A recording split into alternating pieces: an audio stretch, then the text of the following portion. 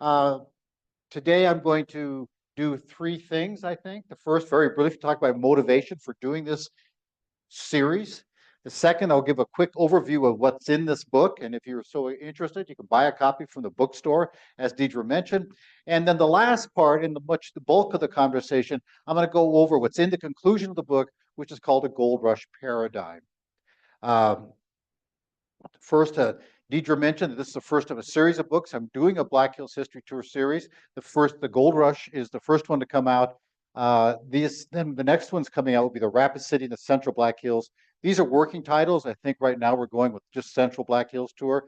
The Homestake and the Northern Black Hills will be coming out, those two in 6 to 9 months.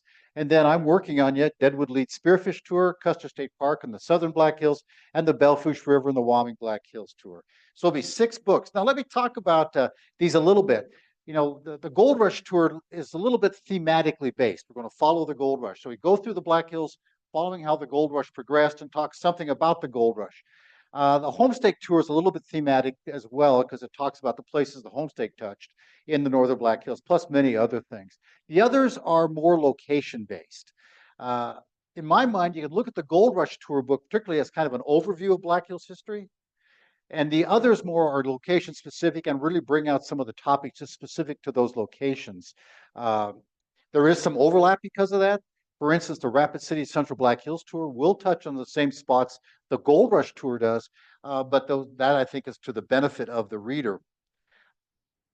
What was my motivation for doing history tours? After all, I'm supposed to be doing scholarly history, and as you'll read, there's no footnotes in these. I just have a bibliography, although they're meant to be scholarly as possible.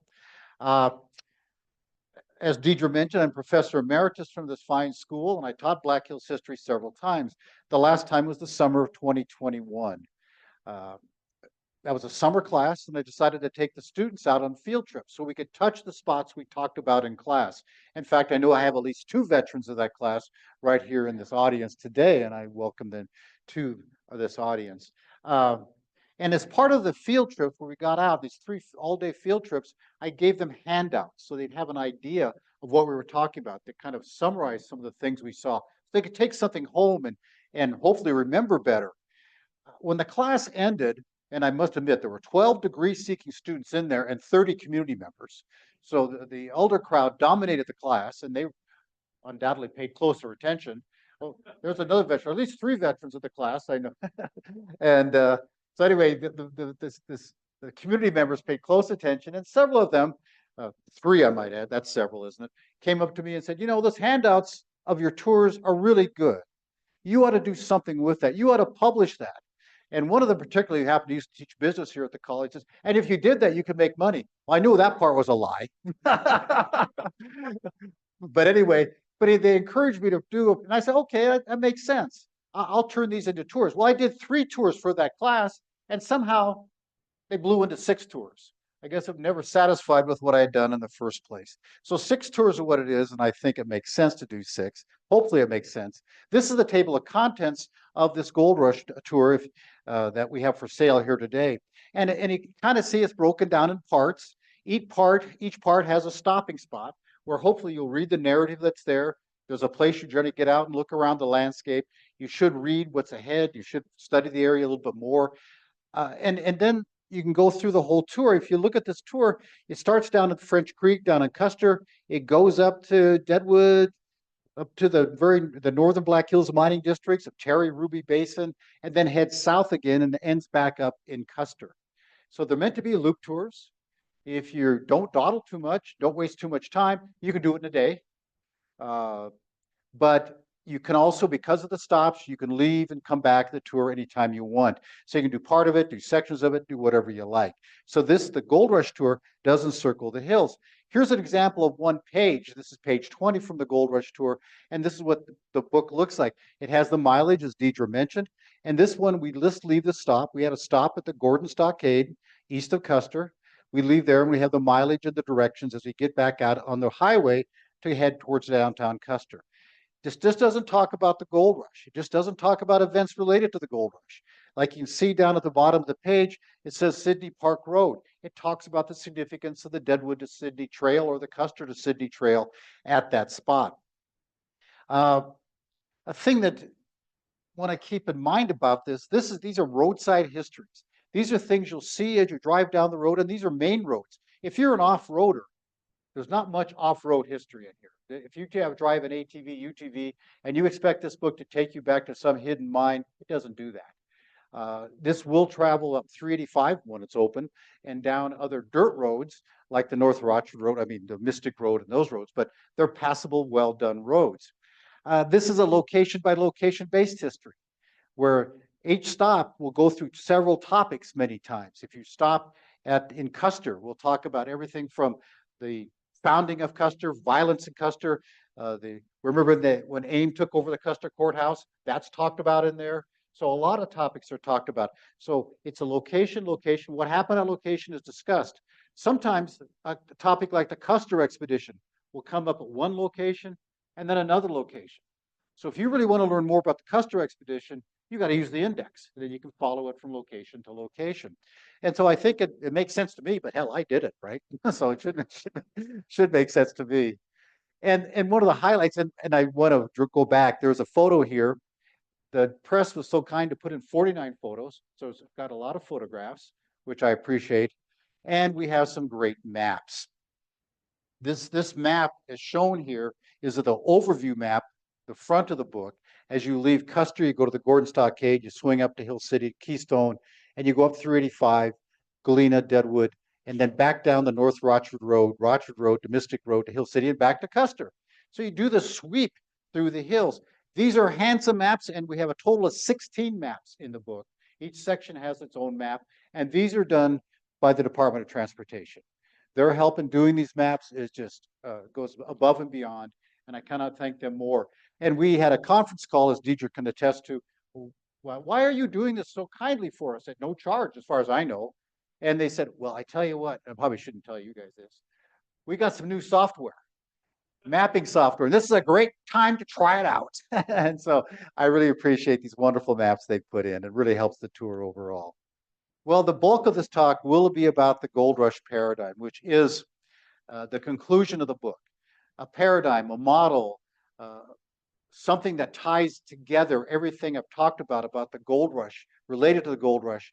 And you can study the gold rush or learn from this paradigm about how the gold rush progressed, how it advanced, and then apply what you learned to just about any gold rush in the country. And so that's what this paradigm tries to do. Make sense of the Black Hills Gold Rush overall, and then be able to learn about other gold rushes from it. The paradigm is broken in stages. The first stage of any gold rush is the discovery. When was gold discovered? Where was gold discovered in the Black Hills? Well, we're going with this right now. This is off of French Creek. It's where Horatio Ross and William McKay dug gold on August 2nd, 1874, and said they discovered gold. Ross and McKay had come with a Custer expedition of 1,000 people to the Black Hills the summer of 1874. This site on French Creek is not far from the permanent campsite, just east of Custer, about 3 miles east of Custer, where they camped from August 1st to August 5th. August 2nd is when gold was discovered. That's Calamity Peak in the background. Now, a lot of people, including the Dean of Black Hills historians, Watson Parker, will tell you this is not when gold was discovered. Gold was discovered other times by other people. Well, let's briefly kind of touch about who else might have discovered gold before Ross and McKay came in 1874. Well, the people at the Adams Museum well know this. This is the Thone Stone. And if you know the story of the Thone Stone, it's intimately involved with the history of spearfish. Lewis Thone was a stonemason in Spearfish, and in 1887 he was digging out stone off of Lookout Mountain. He dug up this stone, and carved on the stone was a message from Ezra Kine. And to read a brief portion of this message, it says, "Come to these hills in 1833, 7 of us, all dead but me, Ezra Kine, killed by the Indians beyond the high hill, got all the gold we could carry, June 1834. And Kine listed a party of 7 men. Well, by golly, the Kine party must have discovered gold. Well, did they? Got all the gold they could carry. There's a big debate around spearfish, and my friend Paul Higby probably could attest to this, about is the Thone Stone authentic or is it fake? A lot of people will say, some people say Lewis Thone had a tremendous sense of humor, and he may have done this as a joke. So we don't know if the kind party actually existed. Maybe they discovered gold. And what were they doing in the hills? Were they fur trappers? Were they gold explorers? They could have been fur trappers. They were in the neighborhood. They may have discovered gold. Oops, I'll back up. I want to continue. Besides the kind party, other groups that may have discovered gold were Native Americans, the Lakota, the Cheyenne. There are stories out there that Indians showed up at Fort Laramie trading at the sutler store and had gold to trade. They showed up at trading posts, the Missouri River, had gold to trade. So maybe they had gold. They found gold in the Black Hills. Stories exist that Father De Smet uncovered gold or knew about gold in the Black Hills in his 30 years of being around the northwestern country. And other stories are out there that California prospectors came through and discovered gold in the Black Hills. They all may have happened, maybe not. We do know that other military expeditions and other expeditions in general came through who may have uncovered gold. This is Lieutenant Governor Kemble Warren, and he led a series of expeditions through Dakota Territory. But in 1857, he came through, I should say, around the Black Hills. He was on the west side of the Black Hills, just south of Inyacara, swung around the southern end, went to Bear Butte, and left. He had 22 people in his party, and one of his reports he wrote, found gold in valuable quantities. You know, he never got into the hills. It makes me really wonder where the valuable quantities were. Another Army expedition, which followed Warren by 2 years, was 1859, was by Captain William Reynolds. He kind of swung around Bear Butte, went north of the hills, and he crossed the Belle Fourche River, and he wrote, found gold in modest quantities. Have they found a lot of gold in Belle Fourche River? I'm not really familiar with it if they have, but maybe the Reynolds party did. Well, did these people discover gold? Did they uncover gold? They all could have found gold, but there are skeptics. Watt Parker looked at all of Father De Smet's notes and said, I found no mention of gold in all of his notes. John McClintock, who wrote Pioneer Days in the Black Hills, said, every time I heard a report that prospectors from long ago had been in the hills and they left a shaft, they left an old cabin, and it was out in the woods, and they'll take you to it. He said, I'd go out there and take a look. And what did he find? Nothing. He said, they're all lies. So maybe these people found gold, maybe they didn't. So for the sake of the book, the sake of what I understand and my way of understanding the gold rush, we're going with Ross as a discoverer of gold, him and his partner, McKay. This is Horatio Ross later in life, outside of Custer.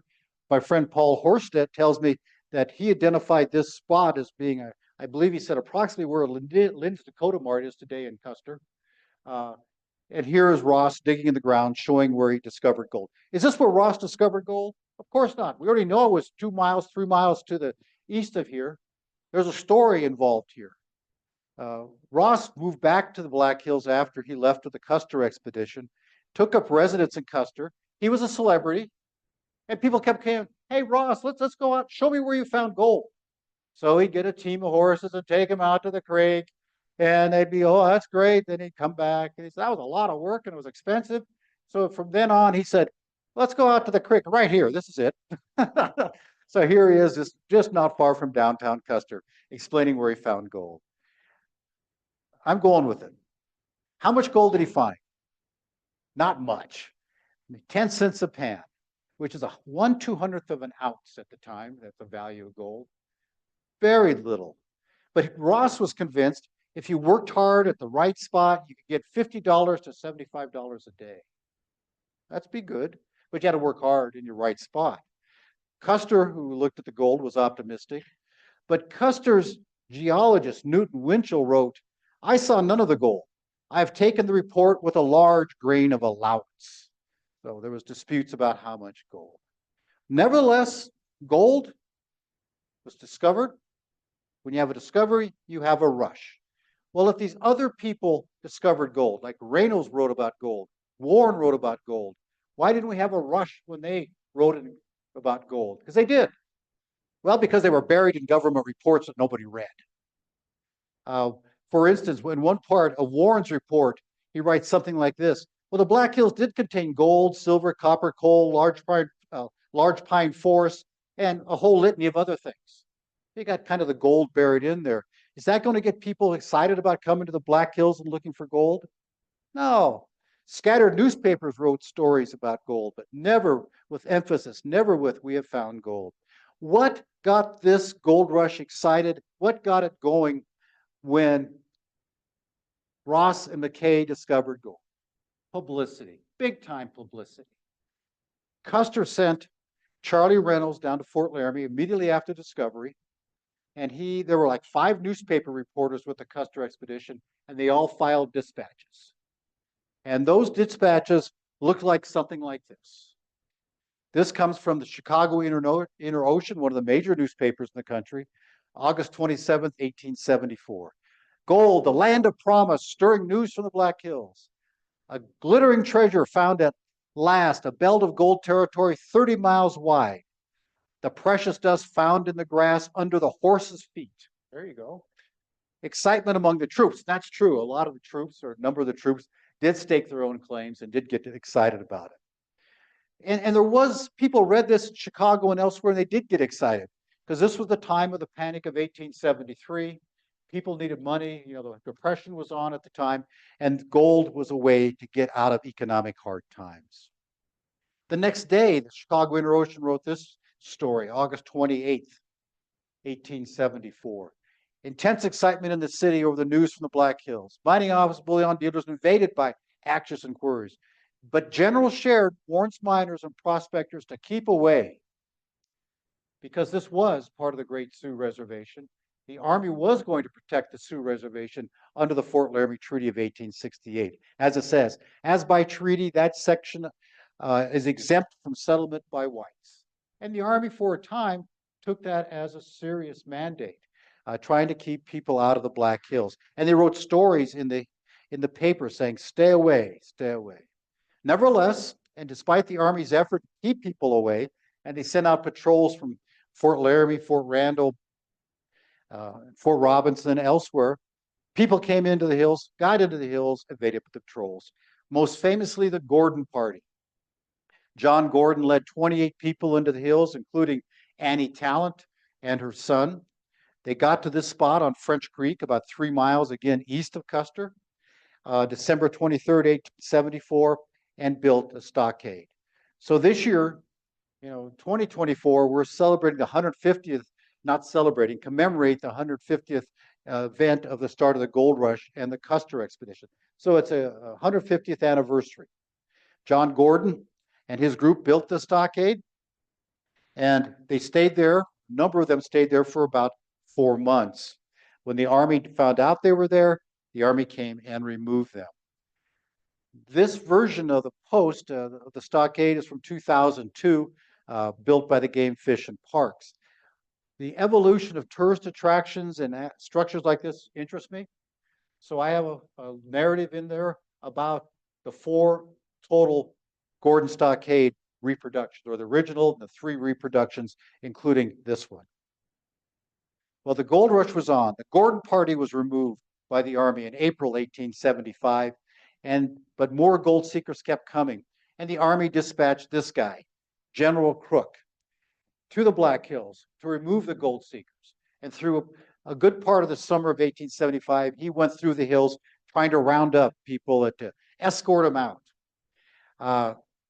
When he left Captain Pollock in charge to try to stop the gold seekers and keep them out. But people continued to come, and they evaded the Army. And this is a prospecting group down on Spring Creek, down where the area of Hill City is today. In fact, this is kind of a famous photo because in the middle of that photo is Captain Jack Crawford, a noted poet scout, wrote for the Omaha paper, wrote about the Black Hills Gold Rush, and was noted for his offhand poetry. By the summer of 1875, despite Crook's efforts, there were about 800 people in the hills, and they continued to come. President Grant and the Army decided it was unstoppable. And in November 1875, they removed the Army. And the Black Hills were wide open, and the gold rush was on full vigor, late 1875. At that same order, we know what happened. The Army, the government ordered the Indians to the agencies out of Montana, out of Wyoming. If you didn't go, didn't comply, you'd be considered hostile, and the army would send a punitive strike against you.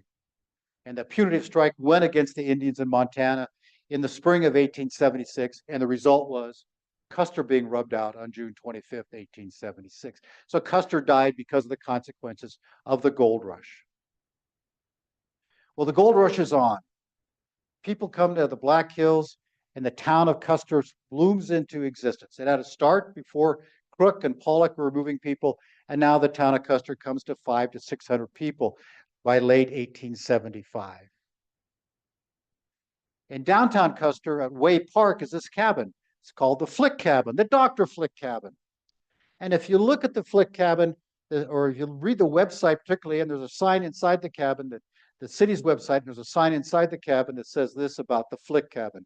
The Dr. Flick Cabin was the first building erected in the Black Hills. Think about that. The first building erected in the Black Hills. How do we know that? Who out there determines what is first? And this was if you look at the provenance of this cabin, when it wasn't really revealed that this was actually a cabin until 1923, and the guy who donated to the city of Custer, Henry Way, it's in Way Park, he decided it was the first cabin, so now it's the first cabin. I'm a little skeptical, but we'll go with it, right? And there's a story with the Flick Cabin that I think Annie Talent made up. Annie Talent, as some of you know, wrote a book about Black Hills history in 1899. And she has a story about this cabin. She says Dr. Flick started the cabin, didn't get it finished. Then he was removed by General Crook. And then Captain Pollock was left behind, as I mentioned. And Pollock and his men finished this cabin, as well as they built 13 other cabins in Custer where they stayed. Well, then they left. Well, when they left and the gold seekers came in, Captain Jack, the poet scout, showed up and moved in. Well, then Dr. Flick showed up again. And he went to the cabin and he walked inside and there was Captain Jack's stuff. So what does he do? He takes Captain Jack's stuff and throws it in the street. Well, Captain Jack shows up and there's Dr. Flick.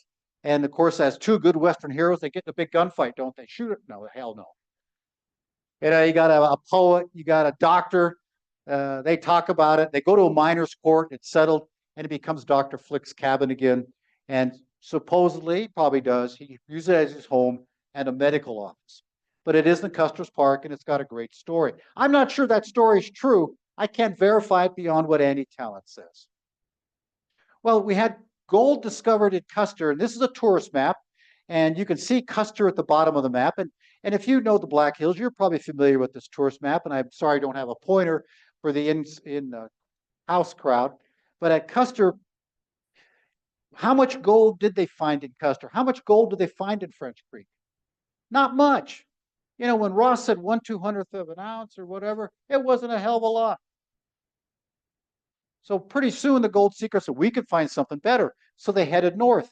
And just like we saw the picture of Crawford and the group at Spring Creek, they went up and there they found some gold at Spring Creek, established the town of Hill City. They went a little further up on Spring Creek and they established a town of Golden City, which is now known as Sheridan. It's under the waters of Sheridan Lake. How much gold did they find there? Not that much. Some, not that much. So they continued looking and they went on further north and they found gold on Rapid Creek. They founded the town, what was called Camp Crook. Now we call it Pactola, under the waters of Pactola Dam. They went up to Castle Creek and established a town of Castleton. Found some gold there. Not a lot. If that's all the gold they would have discovered in the Black Hills, this gold rush would have ended. I'm convinced. Because there wasn't enough to keep a good, hardworking prospector interested. They need to make what they call a day's wage. They need a paying location.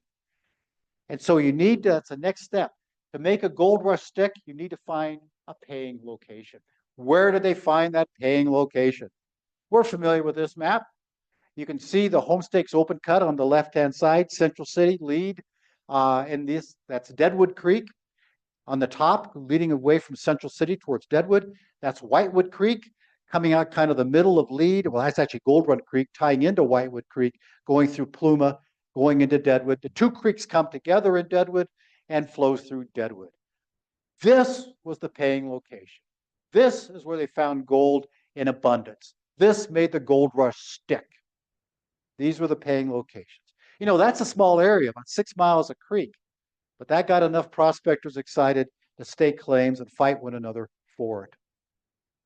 Where did they find gold? Where's the first discovery? Well, I like the statue. It's one by Tony Kitka, done in 1998, called Gold. It's down at the rodeo grounds, or what are they called now? The event center or something. You can see the football field, Ferguson football field behind there. Some of the prospectors came down Spruce Gulch in 1875 and dug in this area, but they didn't find much and they left. So that can't be classified as the first discovery site. The story people subscribe to is that late in 1875, they came back, dug more in here, and found more gold, and that was the first discovery. Okay, we'll call it first discovery. Sure, why not? I think this spot was much more important. The second discovery. As a footnote, how many have ever seen this sign lately? It's MIA. I don't know what happens to old historic signs. When the highway department comes through and redoes the road, these disappear. And do they go to historic sign heaven or something? Because they disappear forever. Because this one disappeared. This is at the junction of Deadwood Gulch. This is right below Central City and where Blacktail comes in. And this is where the second discovery of gold was, which we called second discovery. I think it's by far the most important discovery. And I really think the discovery, which happened late November 1875, was really the first discovery because it's what made the gold rush work to this area.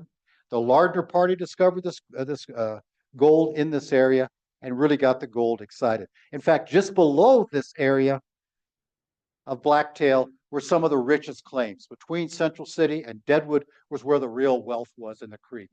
This was claim number 2 below discovery, which would not be too far from where that sign was. One writer talking about this claim, which was operated by the Wheeler brothers, described it as the greatest bonanza of all. They dug out an estimated $140,000 in 4 months, which then at that point they would ship out under heavy armed guard to Cheyenne or Bismarck or elsewhere. During 1876, primarily coming from this area of Deadwood Creek, some from Whitewood Creek, the Black Hills produced $1 to $1.5 million in gold. And because of this, the most famous boomtown was created when 3 speculators, Craven Lee, J.J. Williams, and Ike Brown, established Deadwood, formed Deadwood on April 26, 1876, and its population soon surged to 2,000. This was a big deal. We have paying location of gold. We have people excited. The gold rush is going to stick. We have Deadwood formed, and it got big headlines in the newspapers around the Black Hills. This is from the Bismarck Tribune, June 14th, 1876. Now, it's important to put this in context. The first reports of gold in the Black Hills came out from Custer expedition in the summer of 1874. Since that time, the word coming from the Black Hills has been disappointment. The gold wasn't good. There wasn't a lot. People got humbugged and turned around and left. And by 1876, by the summer of 1876, places like Bismarck, Cheyenne, Sydney, which hoped to provide the gold rush, were becoming quite concerned if this was not going to happen. And then gold bars and gold nuggets started showing up on the stagecoaches, on the freight wagons. And this is like the Bismarck Tribune wrote, 40,000 in dust, first fruits of Deadwood. This is June 1876. They gladden the eyes of traders, richest placer mines in the world. That's a slight exaggeration, but we'll go with it. Estimated yield 100,000 a day. Again, carry the news to Congress. What news they want to carry to Congress? Get this area out of the Sioux Reservation, because they're still violating the Sioux Reservation. Well, we have the paying location, gold in the creek. The placer gold has been uncovered. What's the next step in a gold rush paradigm? You got to search where that gold came from. That gold just didn't accidentally show up in that creek. Well, might have, I guess, but it came from someplace. And good prospectors know that it came from a quartz outcropping. gold would erode out of quartz in a good free milling quartz sample. So they got to figure out where that quartz, that the vein of quartz ore was, where that gold came from. Now, if you're a smart prospector, and I wish I had a pointer again, but this is a much more primitive map of the Deadwood lead area. You see Deadwood darkened on the right-hand side. You see Deadwood Creek. Okay, you're a smart prospector. You're looking for this quartz outcropping. You start going up Deadwood Creek, and you see that there's gold in the creek, until you get to where it says Homestake Belt. And what do you discover? There's no gold beyond that. The creek becomes barren. Oh, somewhere up there, that must be where the gold came from. Similarly, the lower creek coming out of Deadwood is Whitewood Creek. Then you see the branch that goes to lead, that's Gold Run Creek. Prospectors went up that, and they found gold, hints of gold, all the way along there. But if they took the other branch of Whitewood Creek, there was no gold. No gold in Yellow Creek. No. So it had to come someplace between Gold Run Creek, good name, and Deadwood Creek. And we have prospectors looking in that area. And particularly, these two guys, Fred and Moses Manuel, along with their partners, Alex Ng and Hank Harney. They'd camped in Bobtail Gulch, right below, outside of Central City, kind of up in one gulch. The Bobtail Gulch is kind of filled with waste rock today. And they were prospecting on the hill. They'd already found a mine. They already found an outcropping, but they thought there must be something more valuable up in the hill. And they went up in the hill in April, and it was filled with snow. April 7th, lots of snow. April 8th, Moses goes up there, and he pops over the hill in what was called the North Fork of Gold Run Creek, and the water's running down through a little gully. And he sees something glistening, shiny, good quartz outcropping, looks very promising. He chops it up. He takes it back to the camp. They smash it up, and they pan it out. And what they see? Gold rimmed along that gold pan. They discovered the Homestake Lode. They named that claim the Homestake. What's the reason Homestake? The story is it would pay their way home. Of course, there were a lot of Homestake claims throughout the West, but nevertheless, they pay their way home. I'm going to forego telling my joke, my dear. My wife's heard this joke. Okay, I'm going to tell it. And I apologize. I apologize to people at your home, so I know you won't find it funny. Okay, they're down around the campfire. Moses panned out this gold, and he sees this gold rimmed around the pan. And what does every good prospector say when he sees gold like that? Eureka, Eureka. That's right. And what does his partner say? You don't smell so good either. Oh, okay. Thank you for laughing. Anyway. Okay. Fred and Moses Manuel found the Homestake, staked the Homestake. Whoops. And this is what they discovered. This is a piece of Homestake ore given to me by a mine manager of the Homestake one time. And you can see now there's some darker gold specks in there. That's fool's gold, iron pyrite. But there's a chunk of gold at the top. There's other chunk in there. That's free milling gold. You crush it, pan it, and you can get the gold out. And that's what made the Homestake work. Now, every good, and other prospectors soon knew that this was good ore. And a lot of prospectors, we got to get up there. You can see on this map, at the top of the map is where Central City is. The bottom of the map, it says you can see Homestake you make through there. Those are all mineral claims along the Homestake belt. You see the pink? That's the Homestake claim. That was the claim they staked. Yeah.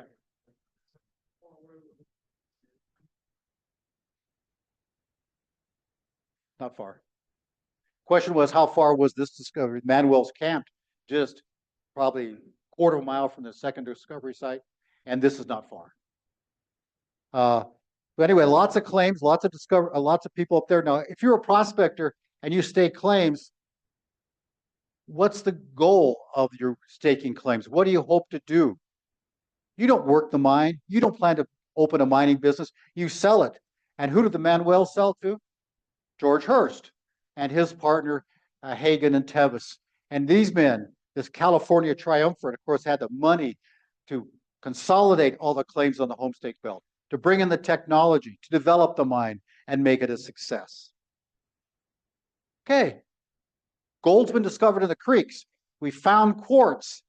What's the key to any good gold rush? The search continues. You look for new locations. You look for places that gold hasn't been yet found, but could be as wealthy as Deadwood and Lee. They went and looked for more placer claims. And this was a placer claims found out not far from Spring Creek at a place called Rockerville. And they did find gold around Rockerville, but there was dry diggings. It was hard to get the gold out using rocker boxes. So they built a long flume, a 17-mile flume, to bring water in to work this area. If you read the Forest Service signs, what they post about Rockerville, they say $20 million in gold was produced. Don't believe it. It was more like $500,000. Still a chunk of gold, $500,000. Not only look for new placer sites, they return to old sites. This is the picture of what was Golden City, which became, when the prospectors returned, became Sheridan. And it got to be known as, you can see the sign, you can read down the bottom, Pennington County's courthouse. It got to be the first county seat of Pennington County. And it had a courthouse, not only because it was the county seat for a short time, just a matter of months, but the U.S. District Court held its first term of court in this courthouse under Granville Bennett in October 1877. So Sheridan was a hopping place. The county seat, of course, would move to Rapid City very quickly. And towns like Custer, which had virtually died as everybody went to Deadwood looking for the gold, just as Hill City and Golden City had died. Now people come back looking for gold around Custer, and they discover there is some placer gold. There is some hard rock gold, but there's also forest to harvest. There's cattle you can raise. And they get the county seat in 1879 and built the Custer County Courthouse in 1881. I'm running a little long, but I'm gonna digress in the story here. When Dakota legislature created the counties, Custer County, the first county seat was Hayward. Well, the people in Custer didn't really like that. They wanted the county seat. They finally had an election in 1879 and got the county seat moved to Custer. And then they promptly built the courthouse to make sure it stayed. But not long after this, they did a survey where Pennington County and Custer County's dividing lines were, and Hayward's in Pennington County anyway. So it would not have worked to be the county seat of Custer County. Not only was the search on for placer diggings, the renewed placer diggings, look for the next homestake. And one mine south of Lead by some miles at Rochford was the standby. It had gold ore similar to the homestakes, just not nearly much of it. And from 1878 for the next many years, it was operated intermittently as people looked for the next homestake. This mine's famous because of John Crane paintings and Dick DuBois paintings. One of the best mines found, the best mining areas found as the search continued was this area at Keystone. It came quite a bit later in 1894 when the Keystone mine and the Holy Terror mine were discovered, which some people described as a great discovery of high-grade free milling ore, produced $1.3 million of gold over a span of 9 years. And sometimes the search that continued led to fraud. And this is the remnants of the Greenwood mine outside of Nemo. Two entrepreneurs named Robert Floorman and Joseph Taylor said, "We found a gold vein that's greater than the homestakes." And they convinced the guy named Matthew Floorman to invest up to $300,000. They built a gold mill, built a little town. They ran through 3,000 tons of ore. And how much gold did they get? $5. And indeed, they had taken Matthew Laughlin to the cleaners. Not only do you, in the search continues, you not only look for other places might be gold, either placer or hard rock, you look for new metals. And some of the new metals are silver. People by Black Hills knew the Comstock lode had great wealth, and they hoped the Black Hills did. And some silver ore was found at Galena. Not a great amount, but some.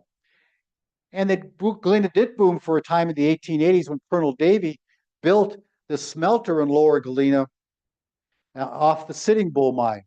And the tour does stop in the very fine Galena Cemetery, goes through Galena, and goes by where this smelter was. And somebody very kindly stuck a sign on a tree that says this Davy Smelter Site 1882.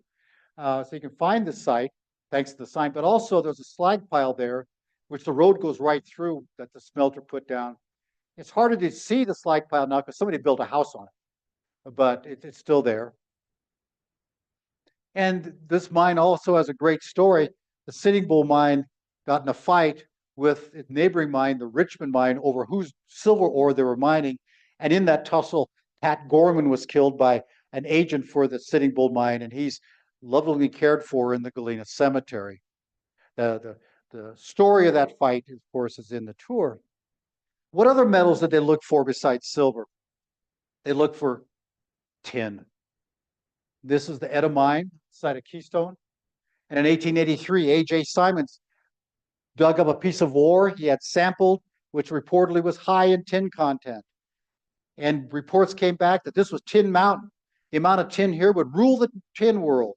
And everybody got excited. And investors from London eventually invested somewhere between $3 and $15 million in developing the tin prospects. How much tin did they produce? $1,545 worth of tin out of a $15 million investment. But they did spend a lot of money in the process, building processing plants, building boarding houses, offices, and what we know today as the Alpine Inn. They built the hotel in Hill City. Another way to continue the search is new processes. How else can we get the gold out of the rocks? The new processes included finding new smelting processes. And my hero and friend, James K.P. Miller, pushed a new smelter in Deadwood using a process the first dean of the School of Mines developed, Franklin Carpenter, named the pyritic process. And they built this smelter in Lower Deadwood to process gold ore from the Ruby Basin, Bald Mountain area, where the gold was hard to get at. It was locked in the rock. So you need to literally melt the gold out. This is what created the slag pile that's in Lower Deadwood. And next to the smelter, you can see the smelter on the left, was a chlorination plant that Harris Franklin built. He used chlorine to dissolve gold out of the rock in that distance. And in the distance, you can see the Terry Peak, and you can see that's where the Ruby Basin, Bald Mountain mining districts were, where the gold ore came to feed these plants. And because of these two plants, a town of Terry came into existence, another boom town that comes because of the rush. But this is part of the search continues as they're using new process. And for nearly 3 decades, Terry was a booming little camp right below Terry Peak. The tour takes you to Terry, not into Terry. It was mined in the 80s. It's been reclaimed, but the area is not open. The Terry Cemetery is open in the summer. Part of the search for new processes came to cyanide. And the cyanide process was refined, you might say, in the Black Hills by the Homestake. They brought in Charles Merrill, better known as Cyanide Charlie. And in 1898, he figured out how best to treat the waste, the runoff from the cyanide, the stamp mills of the Homestake. To get the last bit of gold out, they built this slime plant in Deadwood. So they would treat the gold ore in a cyanide plant in Lead, a cyanide plant in Central City. Then they pipe what they called the slime to Deadwood. Slime to Deadwood. Does that make sense? So anyway, and of course, the slime plant today is known as the Deadwood Mountain Grand. When they operated these cyanide plants and the slime plant, this brought 94% recovery of gold. And the cyanide process that Merrill developed here and was used throughout the gold mining West has been used for 125 years. And today, you might say the search continues for gold as people are looking again for gold, and they're going to process it when they do find it, like the Wolff does, using cyanide or their heap leach piles. What makes this gold mine able to work? And the fact that people are looking for gold today, not because of new processes, not because of necessarily new finds. They're looking where people found gold before. It's the price. Gold, as you know, was stuck at $20.67 an ounce until the Depression, when Roosevelt raised it to $35 an ounce. It was stuck at $35 an ounce till the 1970s, when everybody's hero and friend, Tricky Dick Nixon, started cutting gold loose, and then Gerald Ford did it entirely, let gold float. What is an ounce of gold selling for this morning? $2,500. That's right, $2,500. And that's why there's this rush to find more gold. So the last step, you could say that the higher gold prices makes the search continue. This is the gold rush paradigm. I talk about this in the conclusion of that book. And it goes through this, hopefully in a more intelligible style than I just did. But if you want to get the book, it covers a lot of this, spots we've talked about, and hopefully you'll find it interesting. Just a plug, Deidre mentioned this before. You know, this book's an overview. It's a general view of the gold rush pattern in the hills and of many other sites. I've written 2 other books, The Savior of Deadwood about Miller. That book really takes a deep look at the gold rush as one man experienced it and became the wealthiest merchant in Deadwood, Miller, and then his compatriot Seth Bullock, who came. Those 2 guys came in the same wagon train to Deadwood, arrived in August 1876 together, ran a store across the street from each other. Anyway, and so I have a small book on Seth Bullock, both of these by the Historical Society Press, and hopefully if you have interest in these, contact the press. I did bring copies of the Miller book and the Bullock book here, which I'd be happy to sell. The bookstore at BHSU has copies of the Gold Rush book. Now, as Deidre's instructions say, we'll take some questions from the people here in the audience, and I will have to repeat your questions so the people out in the internet land can understand the question. Yes, ma'am. You mentioned President Grant. Yes. That's frequently quoted when the Forest Service, someone wants to land claim, they have to go through the Forest Service, and the 1872 mining law kind of opens that up. Can you speak more in more detail on that? Well, the 1872 mining law was, of course, put in place to generate and stimulate economic development of the West. Practically all land laws that came through, like the Homestead Act of 1862, which in essence gave people free land, was meant to develop the West, bring economic development to the West and the nation. When the 1872 mining law was passed, it was the same idea. We'll give pretty much people access to the federal domain, to state claims. They get to keep the gold. You know, if you were working in the Spanish Empire back when the conquistadors came, you didn't get to keep the gold, or at least all of it. The king got a portion. Not here, not here. You get to keep it. So this set the rules for how big the claims could be, what rules applied, and how you got the land from the government. That's where you had to show, have to show your work so much every year, do so much valuable work each year to keep your claim. That's what that law does. That law's still in effect, and the Forest Service has to abide by its stipulations. However, now they put on to hopefully make sure there isn't much environmental damage, environmental rules, and other rules that go with it. Some people, of course, have tried to amend the 1872 Mining Act. They've been unsuccessful. Yes, sir. No. That's right. They're exempt from royalties. Like you said, coal, gas, everything that's extracted later is under the leasing acts, and you have to pay a royalty. That's exactly right. And like states like I went to school at the University of Wyoming, and they got a share of the coal leasing money that came back to the state, and that made University built new buildings because of that. So yeah, yes. Another question. Yes, sir. I read several books on the gold and discoveries, and mentioned some numbers here, $100,000 a day. Yeah. All this kind of stuff. I gotta critique the authors. That doesn't say anything compared. How many ounces? Yeah. That's what. Well, and it is that is the thing. You got to figure out how many ounces, and then what's the price of gold. Of course, yeah, and it should be, so that should be made more evident that you're correct. He's asking about how do you transition from how much gold was produced versus how many ounces were produced. But as I said, gold was stuck until in 1935 at $20.67, yeah, for years, decades, centuries. And of course, people mining silver, what silver is, you look at gold at $2,500 an ounce. What's silver this morning? About $27 an ounce. And people really hope that silver, when William Jennings Bryan ran for the presidency in 1896, what was the big platform? 16-1. For every ounce of gold, it should be equivalent to 16 ounces of silver. You figure that out what the price is today. That's not even close to 16-1. So anyway, other questions? Yes, ma'am.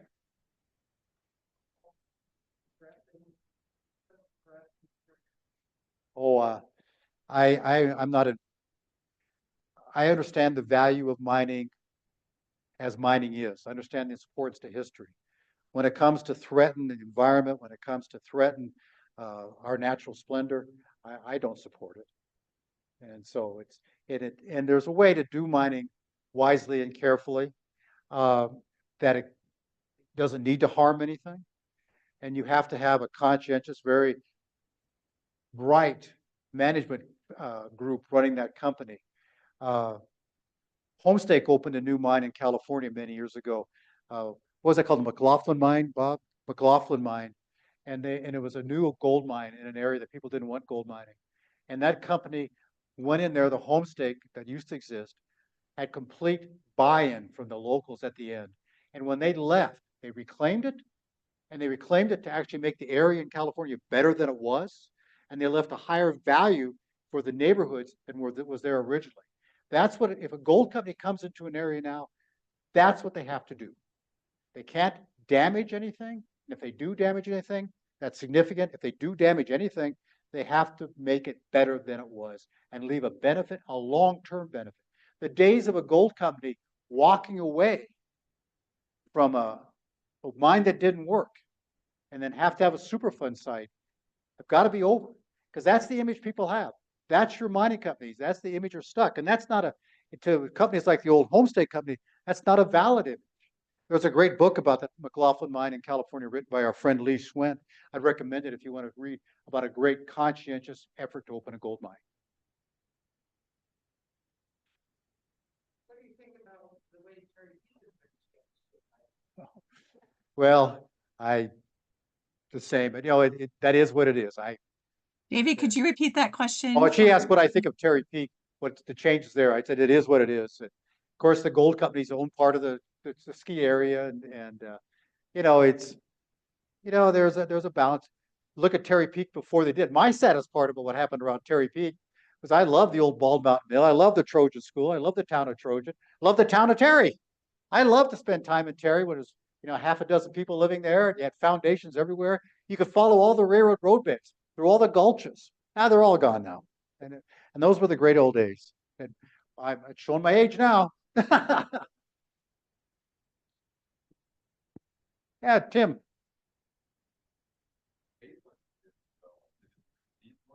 Maitland he's asking how the town of Maitland did, the gold area. Maitland has some gold ore, and it's directly north of the Homestake, over the hill in False Bottom Creek. And they had an outcropping, and it's sometimes called the north extension of the Homestake. It went through a variety of other names, and it was discovered, and they had a processing plant there, and so they did pretty well. It's not nearly another Homestake, and that's why in that area they're looking again for gold, because they're looking much deeper, because the gold would be deep, but they're looking again because they think their value is still there.